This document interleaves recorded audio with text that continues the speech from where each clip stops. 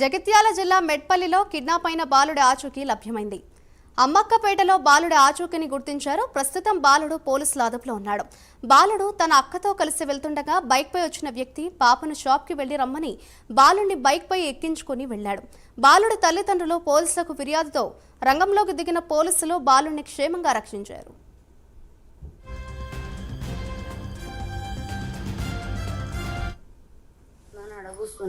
నా బిడ్డ వచ్చి 10 రూపాయలు ఇవ్వమ్మా అని అన్నది. ఇచ్చిన ఏం కొనుకొచ్చుకుంటావు అంటే బ్రేకుల్లో పోయి ఏమైనా తెచ్చుకుంటామ్మా ఆకలి అవుతుందని అన్నది. నా బిడ్డ బొంగ చూసి నా కొడుకు అరే ఇట్రా నేను అన్న అమ్మ అక్క పోతానంటే ఉరికిండు.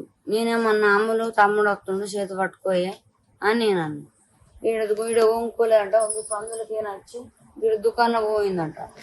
ఆడోడ బండి మీద వచ్చి సిట్టి 20 రూపాయలు కొనుకొచ్చుకోపో అని అనగానే నా కొడుకుని కిందికి దించింది. నా బిడ్డ కిందికి దించిందంట.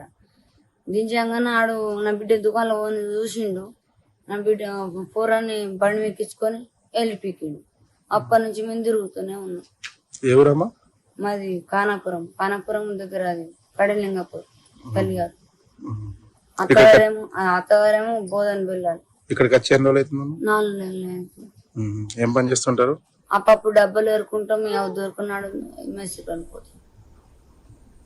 పిల్లలు 2 కొడుకు బిడ్డ.